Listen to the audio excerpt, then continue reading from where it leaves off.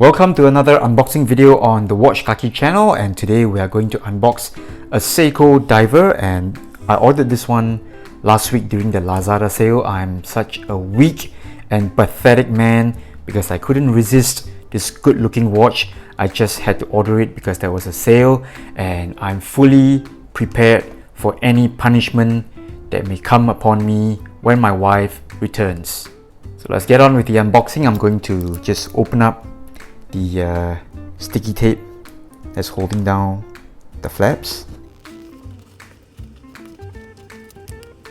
and we have a very nice thank you note from Watch Spree. That's the vendor that I bought the watch from.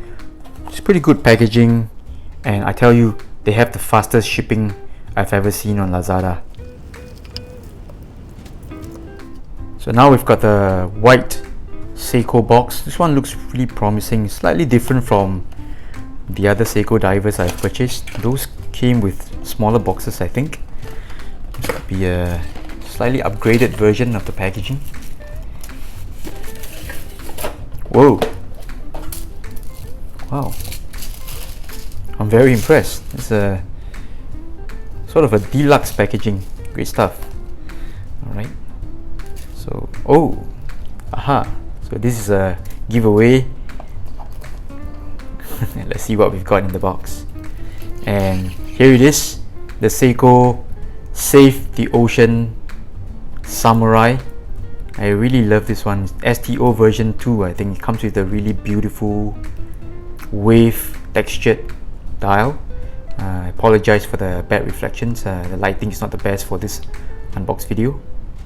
So this version is special because it's got all the nice wave and textured details, and I think there are some special prints or engravings on the dial as well.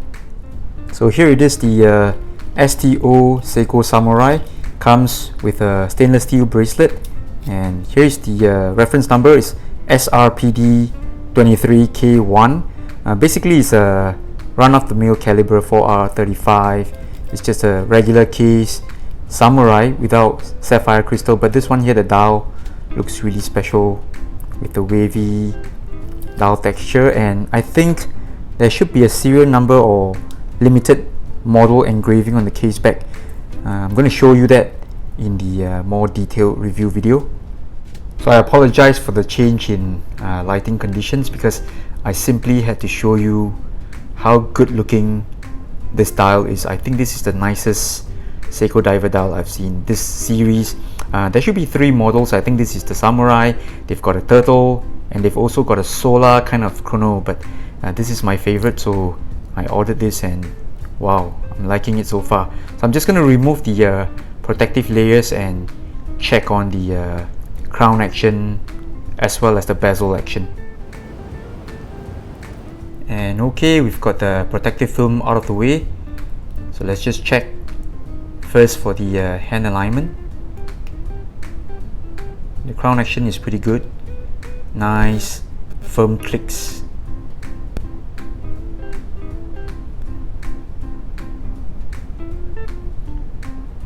Right, the alignment seems pretty good as well. I'll do a more detailed check. I get to spend more time with this watch. Let's check the 6 o'clock alignment.